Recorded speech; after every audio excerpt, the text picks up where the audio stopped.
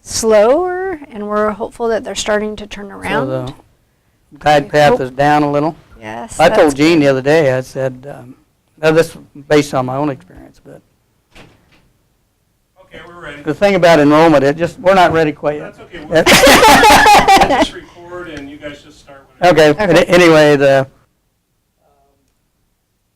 best way to deal with enrollment is as you watch those trend lines, and if you begin to see it tip a little bit, make sure you put all your energy behind that curve so it never starts down this way. Because if it goes down this way, which is where you guys are at now, it takes about 7 years to come out of that. Yep. And if you'd put just a fraction of the effort before that curve hit, figured out what it was, you evaluate your programs and make sure you're connected to the community. All the things that are important to enrollment, working with the high schools and all of those relationships. And same things you're going to do after it drops, but you don't have to do quite so much of it. Just ramp it up a little. But if you get into that downward spiral, it's a 7-year process. And I told Gene, well, you're maybe 5 years into it now. It's 2 more years. Maybe you'll begin to. No.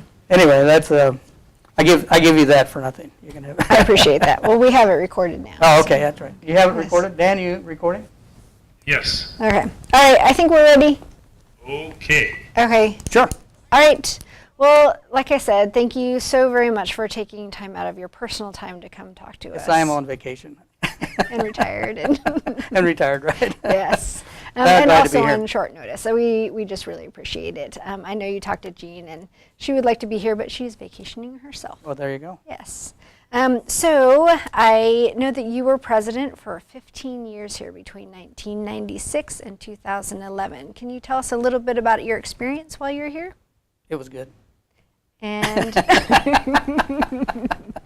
you just had so many accomplishments. I hear about you all. So tell me about those.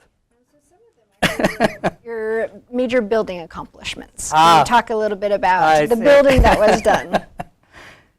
Well, when I got here, I'll just use this as an example, and many will remember that. But we had a group of older buildings which were here when the college, they were shipped up from California as temporary buildings when this college was started.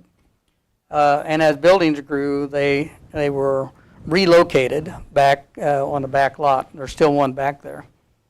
And they were called Relocatables.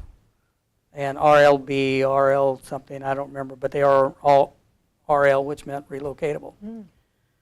And they were in terrible, terrible shape. And that, but yet we had class. Our music program was located, a fantastic program located in a building that I said I wouldn't put my chickens in. So it was apparent that we needed to do and be aggressive about getting our facilities back up into the same kind of shape that our programs were in, which was very good. We had some excellent programs, excellent faculty, excellent staff. Mm. And so we began a strategic building plan. And at the time, we were fortunate in that there was money at the state level to do capital project, but we made sure that we were there and that we were in the front of the list. And we did some very creative kinds of things as well. One example is that this Center for Families was in Meadowdale Hall, just below us here, and a very, very small, inadequate space. And the foundation, I went to the foundation with a list of projects, and I said, would you guys be interested in helping? And they said, well, which one do you want to do? And I said, the Center for Families would be a great project. And they had never taken on a major project like that, and but said with our help as a college, where we'd write grants and do any federal lobbying that we had to do to see if we could get additional money. were able to raise a little over $4 million to build that building, which then freed up space in Meadowdale Hall for some other kinds of things. So that was, the foundation helped us with that one. Another building, I think it's Briar. Is that where the student center is? It is. Yeah, because that used to be Woodway, and now we moved Woodway to the old Student Union building. We needed a new bookstore because our bookstore was in a temporary facility. We'd moved it 2 or 3 times. And so we asked the students if they would like to partner with us, and they were kind of adamant about wanting a standalone facility for the Student Union. I was equally adamant that it ought to be as a part of the bookstore where the cafeteria is and the central part of the campus as a gathering spot for everyone, not just students. And but we came to an agreement that we would do it my way, and but they funded it. I mean, they said yes, we agree, and so they've taxed themselves for the next, well, now probably 14 years or so. Yes. For their part of that, and it's a great space. As you know, it's a great space, It is. and it's convenient to the bookstore, and the cafeteria is right next door. So that was a partnership kind of thing that we were able to do with COPs, and and they helped fund that, and then the bookstore revenue helped fund the rest of it. So we use certificates of participation there, and student funding. So we had a foundation building, and then we had a building that was funded by COPs. For the old relocatables, we did 2 things. We got a allocation from the state for a capital project, and then we issued a COP for the remainder of that so that we could do what we needed to do in that building. And it's a great building. I don't know if you've been in Mill Creek Hall. I have. Yeah. It's a beautiful building. And I understand that there's very few right angles in it. any what? Few right angles in it. Oh, yeah, because we Yes. tried to model it after, well, because of sound. Music, right. Yes. But we tried to model it after the old facility because they had a great space for students, and they didn't want to lose any of that. So we were able to maintain that. And sadly, one of the longtime faculty members passed away. Well, just before we opened that building. And I don't know if any of them are. Is Kirk Marcy still here? I don't know if Kirk is. I don't know if he is or not. But anyway, Kirk was here when we were doing that. He was a long-time music. Actually, a graduate of the program, and then came back as the director. So that building, and then we took another part of the relocatables is that we just needed classroom space because we were using, I think, 4 of them for classrooms. So at the time, Central Washington University was kind of an itinerant tenant around the area. They would move wherever they could get space. And when this was going on, they were over in what you call the Gateway building now. Excuse me. So I talked to the then president of Central Washington and said, so what if we came up with a joint facility, something where you'd have a permanent space on campus and we would have classrooms, and since you use them most at night, we could use them during the day as well, so we'd get more space that way.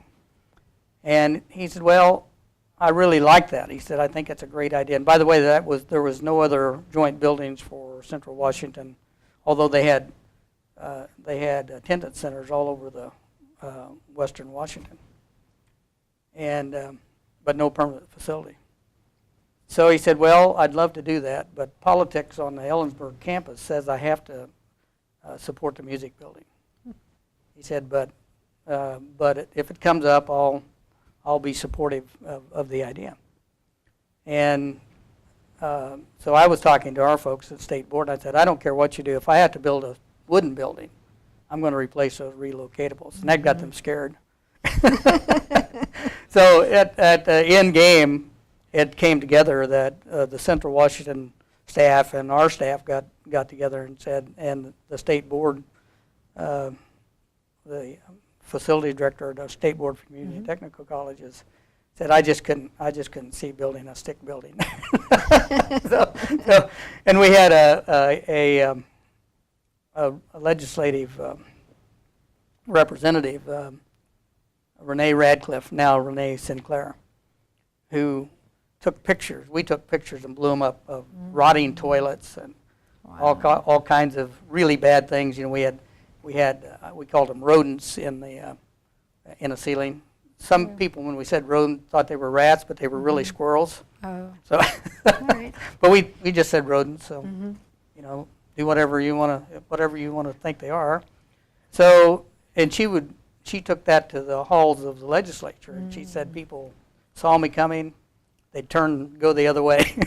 But we persevered, and we got the first joint building, permanent facility for Central Washington, now called Snoqualmie Hall. Right. It's beautiful. It is, yeah, Yes. it is beautiful. And we had a great open house, and I mean, it was a great community event. So we did that. We completely remodeled this building, Meadowdale. I mean, took it clear down to the concrete post and remodeled this one, Mount Lake Terrace, the same way. Let's see, what else did we do? Mukilteo Hall is new. Wow. Let me see, I got some notes here, let's see. And we put a theater, added a theater on so now you have a theater to do whatever it is you want to do with. We do. It's changing names from the Black Box Theater to the Triton Theater. Very good. Yes. I like that. Yes. Oh, and the dorm. Oh, yes. Yeah. You have to give credit to Nicola Smith. I don't know if you've met Nicola, the mayor Of course. Yeah. She was texting me this weekend. Oh, was she? Yes. Nicola was on me forever, along with not so much David Cordell, but he would support. Nicola said, we have to have a dorm, we have to have a dorm, we have to have, and we had lots of student housing around the area. So finally I relented and I said, okay, we'll get a dorm. Probably the worst time in the world because funding was getting hard to come by and that kind of thing. But they put together a package and... That was fairly unique for its time, though. Yes, it was. It was. Yeah, and I understand that, well, now we have 3 residential halls, but we became sort of a model for other community colleges. It was not as common for community colleges to have residential life. We did that a lot. Yes. Became a model. And another model was we put a matching grant together. State Board for Community and College has had, I think it was $5 million or so set aside for matching grants for capital projects. Said if you can, if you have a project and you can get other funding, we'll match that with $1 million. So I thought of an idea because the city of Edmonds was putting together the Edmonds Center for the Arts. Right. And a 700-seat theater, which Edmonds Community College could never afford or use for that matter. So I worked with that group and suggested that if they could come up with $1 million, give it to the college, and then we would match it and give it back to them for $1 million grant. And it was a hard sell from our point of view because again the facility director for the state board said we're not going to do that.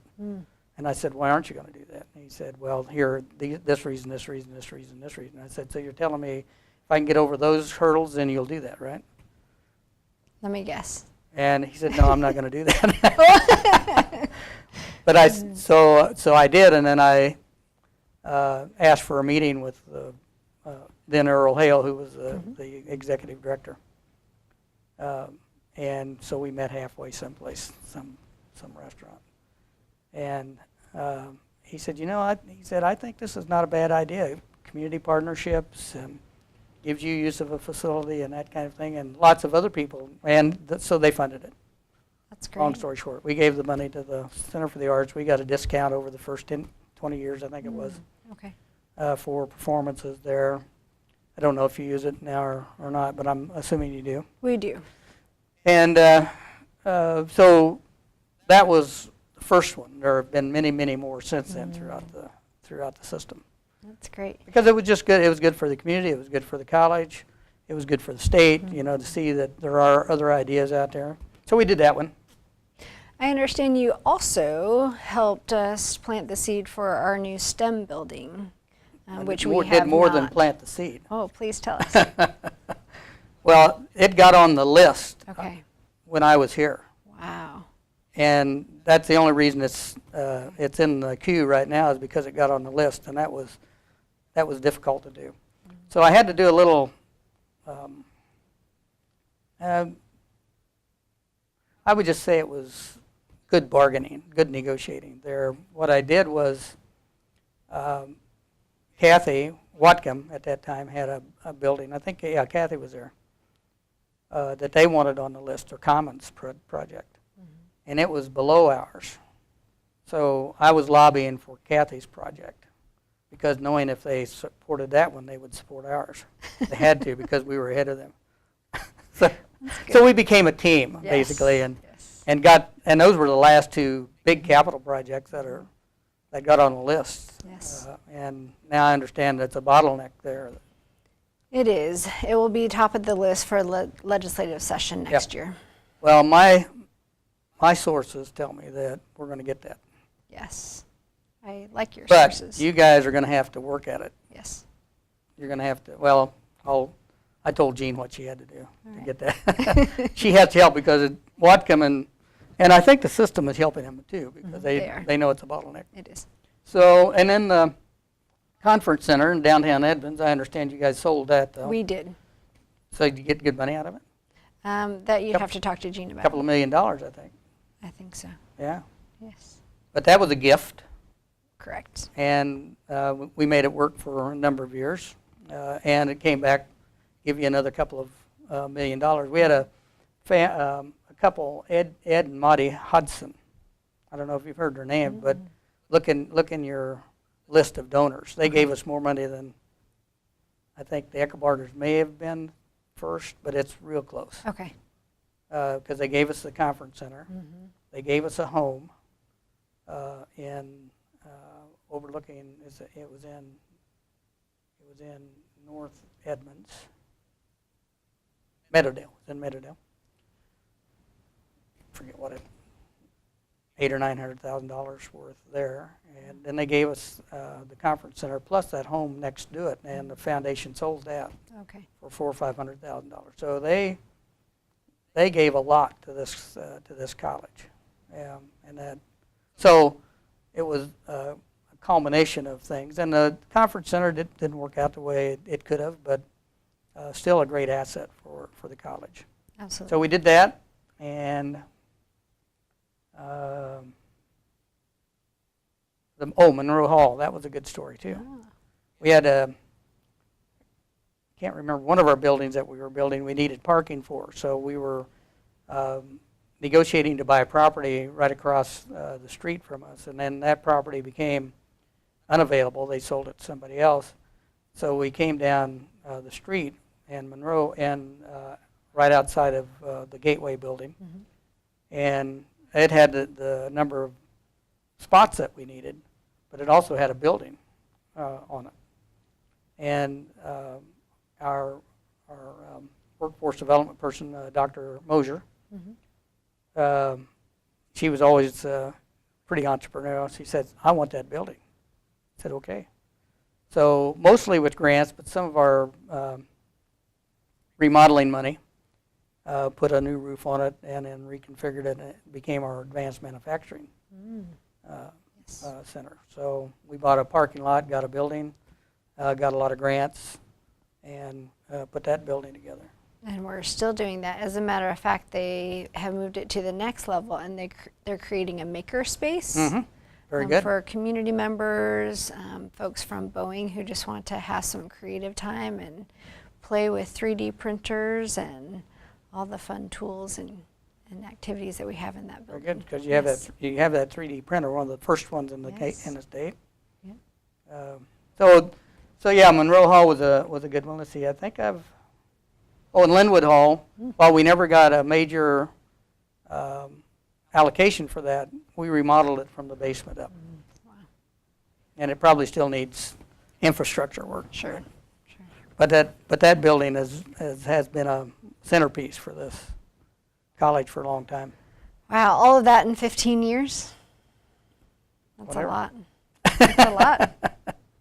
Well, and that's just what we were doing for buildings. There was lots of other things going on for programming. Oh, and the grants, you might want to talk about our grants development program. Yeah, so as you know, grants development reports to me, and we had a big loss with Beth Nichols retiring. Yes, you did. Yes, we did. And so we have a strong history here at the college of our grants development, which has moved our faculty forward, our facilities forward, our programs forward.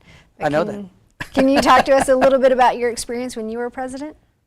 Well, grants has always been a part of my history because, you look for private funding, you look for grants, you look for partnerships.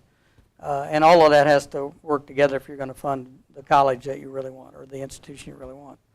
And we had some very good faculty here who were writing grants, but they were pretty specific to that group of faculty. There wasn't an institutional effort for grants. So we hired, the foundation actually hired our first grants person, and wasn't a good fit.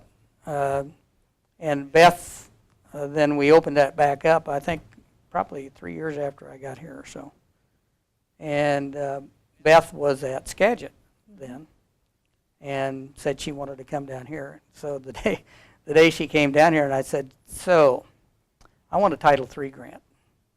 And she said, well, when's it due? And I said, I don't know, 6, 8 weeks, 10 weeks, I don't know, whatever. And thinking probably we wouldn't get it, but we'd get readers' comments, and then we could revise it the next year and submit it. Because Title III was pretty healthy back then. And she stayed up nights and weekends and worked with everybody and looked at all of our strategic planning documents and our evaluation from the accrediting agencies and all of that kind of stuff, and put together this grant, submitted it, and got it funded.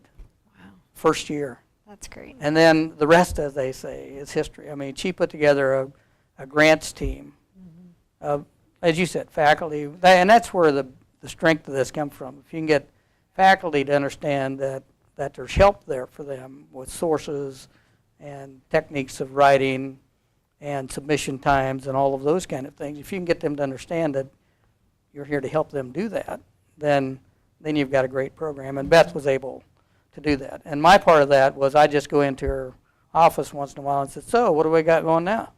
And she'd say, well, here's my board. Yes. And we, somewhere in over that 10, 12-year period, we were doing, most of the time, we were doing somewhere between $2 and $12 million a year. Probably better than anybody else in the state, would be my guess. I believe that we're the leader in grants development in the state for community colleges. So, yeah, for community colleges. So, and I'm sure that culture still is here. And in fact, Liz, your allied health person, said, I got another grant in. I just talked to her today. Yes. And that was a new program development was also a part of that.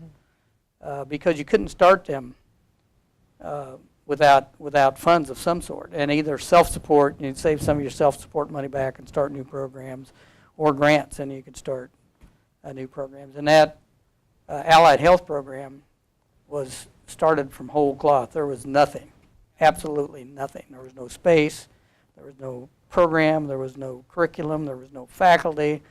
None of that existed. And she and Jared Lee put that together, and with the help of Lake Washington Technical College, we were able to get that started. And now I understand you guys own that. LPN program. Yes, Yeah. yes, we do. Yes. So. And we continue to build on that success as well. Yes. That's what I hear. That's what you should do. Yes.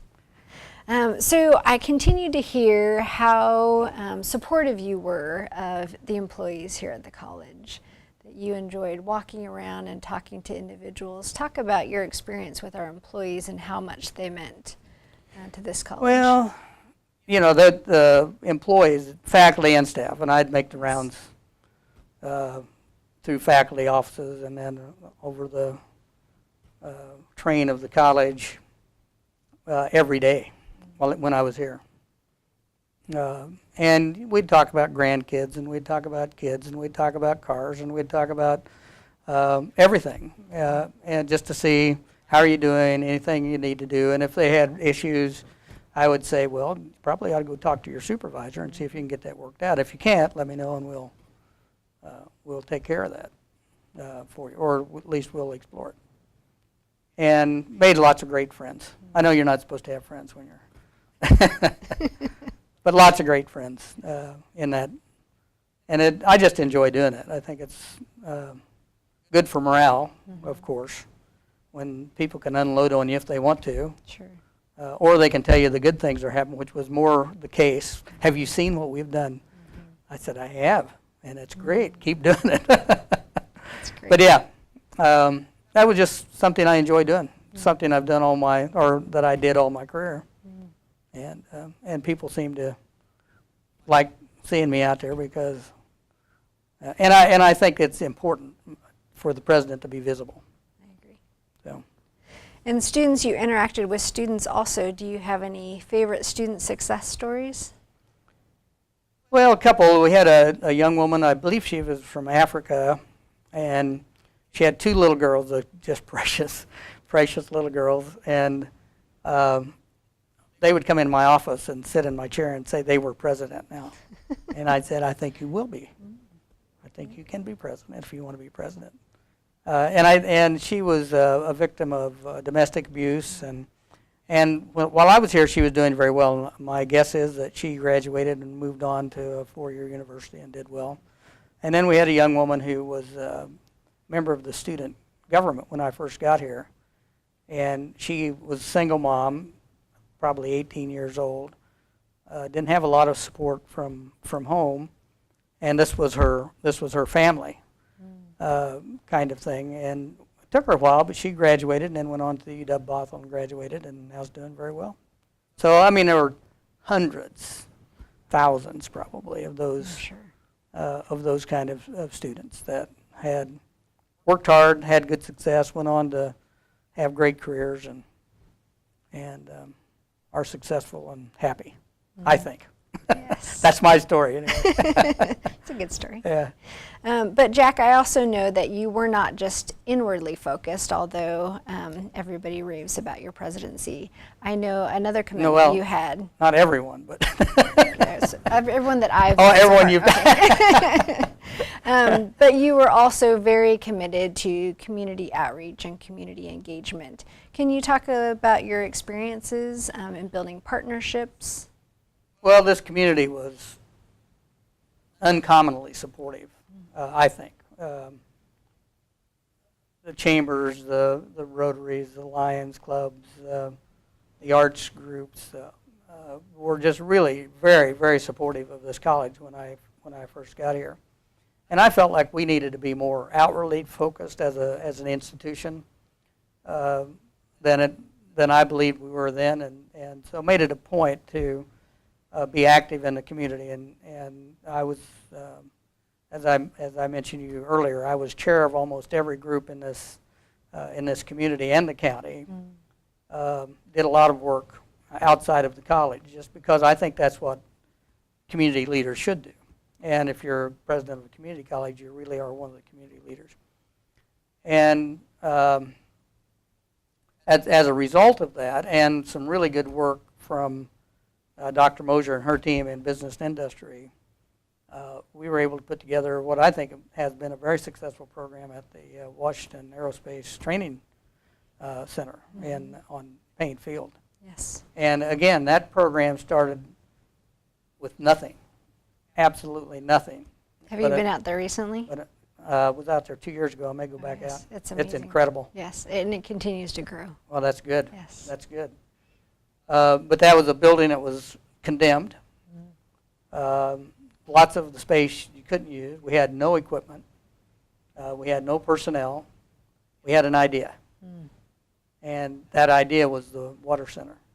And in very short period of time, we were able to put together, not me, this team that Jerry Lee and Cindy Schaefer, I don't know if you've heard that name. I have. She came back and talked to our leadership group. Oh, did last year. she? Yes. Yeah. Yes. She and Jerry Lee, a great team. All I had to do was say, "You guys are doing great work," and then they'd go out and do more work. But they put that whole thing together in an incredibly short period of time, got it functioning, and then, as you said, it's grown to. There are millions of dollars worth of equipment in that facility, and most of it's come from grants or from donations. Yeah, it's. They have money serving in the our bank, community I well. understand. Do they? Yeah, Oh, they do. That's great. So that business and industry program I think that was a result of our community outreach. You get connected, you find out what the issues are, you try to develop programs that meet those needs. You make, as an example, with the water center, I happen to have been in a conversation or a meeting or several meetings with the county exec at that time, and I knew that this building was available because they were going to tear it down, the county was.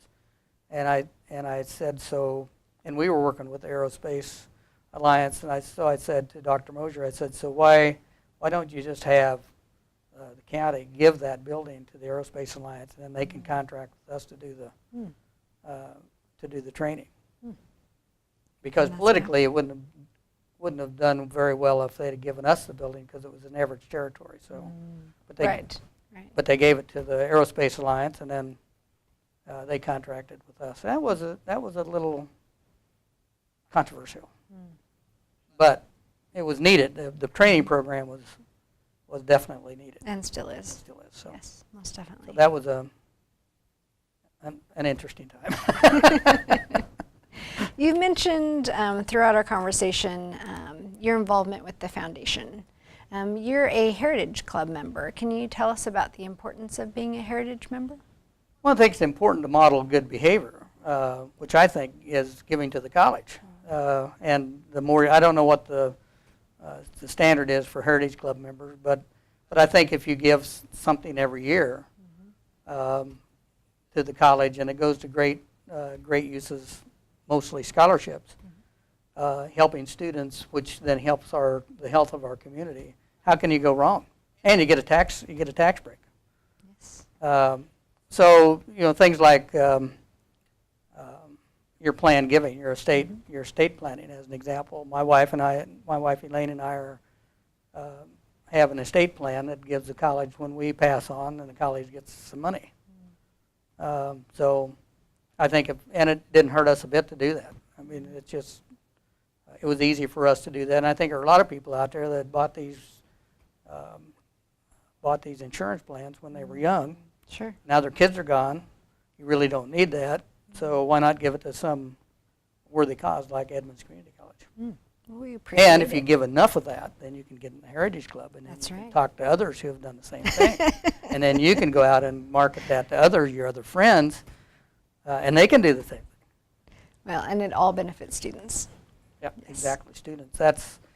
Those were the two things when I came. One of the things that I did do pretty quickly was the mission statement was 2 paragraphs or 3 long, and so it really didn't mean anything because nobody knew what it said.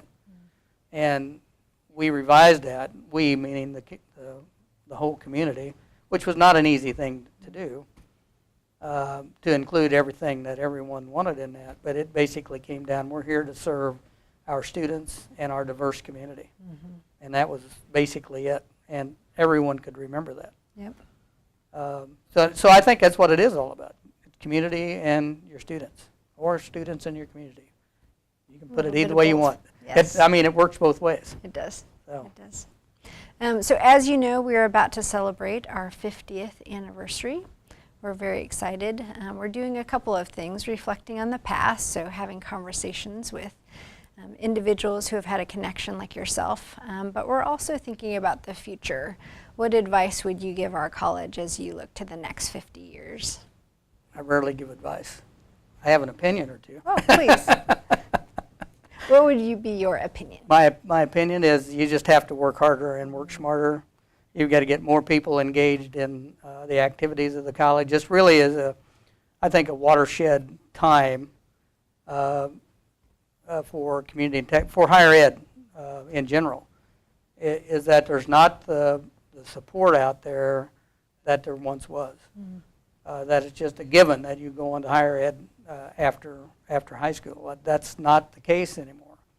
So I think think you have to engage your business community even more than you have in the past, and have them engaging our legislators, making sure that you're more actively involved politically, so the people that do represent support for education are elected to critical offices, even your local races, but particularly your state legislature. Because without that kind of state support, as it dwindles, I think over the past 5 or 6 years, the state support has gone from the 60% to the 40%, which means you're having to do more local funds, which means more Grants. more grants, more contracts, more self-support, but also more fees for students. That's true. You can't raise tuition, but you can raise fees. And that's not, I don't think that's the way that you fund. I think there's a public good for all of higher ed. And I think the legislature has kind of forgotten that because they have so many other things. They have social service programs, they have transportation, they have corrections programs. All of that takes a lot of the space in the budget. And really, to quote someone who I won't mention, higher ed becomes, actually, and community colleges more than universities, become the ATM for the legislature. If you need to balance the budget, just take a little more out of the community college funding. And we've got to do more to counter that. Having your students become more politically active. And I know we did that while we were here, but we didn't do enough of it. They need to vote. They need to know the issues, and they need to be actively campaigning for their candidates. We can't do that as public employees, but they can.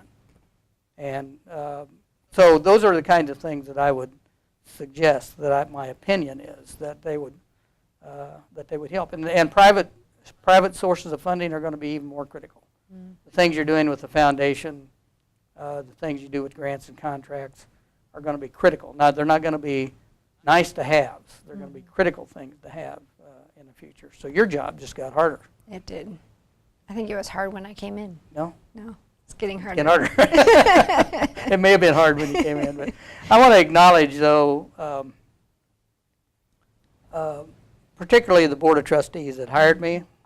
They were some great people. I'll mention their names because I think they need to be mentioned. The mayor of Linwood was on the board. Herc Herdlicka has since passed away. Karen Miller, who's a longtime resident and active in state and local politics, was on the board. Charlie Key was an insurance broker here in Edmonds and Linwood. Is now living in Oklahoma. Vaughn Sherman, who was active on the foundation long after he left the board, had been continued to be active, and one of the Heritage Club members. Gave us lots of money and lots of time. Yes. Great guy. And Allison Singh, who still lives in Linwood. Those were the 5 people that were on the board. And a great story about Vaughn. When I came out here to visit, they put me on a 12-hour day, meeting everyone. About right. Yeah, exactly, exactly. And it ended that evening with a dinner with the board. It was easily a 12 or maybe a 15-hour day. So when they came out to visit us in Kansas, I gave them the same day. I had Wow. I had them active all day long, and they were out at a center that we had established there during my tenure. And the airport is much more easily accessible than it is here. And I wasn't there, but the community members were going on and on about what we'd done and all those kind of things. And Vaughn was looking at his watch because he was afraid that they wouldn't make the airport. Anyway, we got him there in plenty of time. But the day I came out here to sign the contract, he said, "I have to tell you this, but I am no longer on the board." Had a new person, Mary Helen Roberts, was appointed to take his place. And so over the years, the story became, Vaughn called the governor's office and said they'd hired someone, and they said, well, who is it? And they said, well, Jack O'Hara. And the governor's office representative said, well, this is your last day. So Vaughn gave me credit for him getting fired. He's still very supportive of the Yes, college. he's a great guy. Yes. So kind of a one of a kind. He and Jan are just great people. Yeah, aren't they? As all of our board members. The board members, that first group of board members, let me do what I needed to do, and didn't get in my way too much. Gave me some good opinions occasionally, but let us do the things that we really needed to do as a college to be successful. So It was great fun. Oh, thank you so much for spending some time and talking to us about I your rich I wasn't history. planning on spending this much time, but Dan. Thanks, Dan. We do appreciate it. Well, Any final things that you'd like to say? Well, just good luck. I think you guys just keep doing the things you need to do and working for the community and the students, and it'll be successful. Excellent. Thank you so very You much. bet. All My right. pleasure. Tonya, thank you. Thank you. You bet. I It was really great fun. appreciate it. Yes. Sorry about So did you get that last comment? Said I didn't plan on spending this much time? But there's a major piece of gear. It was like a Houston, we got a problem. Oh, well, really? Thank you.